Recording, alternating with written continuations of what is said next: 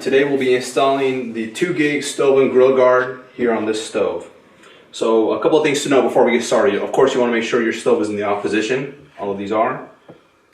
We also want to make sure that when you're installing these, you want to have a flat surface. If there are screws on your grill or stove, right, you want to make sure to align them here. And we also want to make sure we've got 4/10 of an inch of clearance on this stem here. So here we've got about 1/2 inch, so that's perfect. We also need to decide which is the appropriate sleeve to use here. So we've got the malleable sleeve, so this one kind of flexes and stretches around your stem. We won't be using that one today. We'll be using this hard plastic sleeve. So notice here one side is kind of flat. This is the side that's going to go face down onto our stem. So this can only go on one way. I'll install it here. Push it down.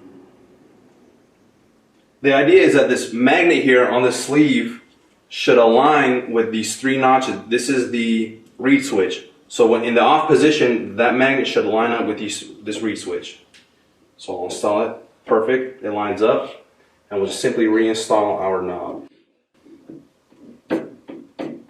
So when we open this, the magnet will move from its reed switch and send a signal to the 2 gig panel saying that it's in the open position.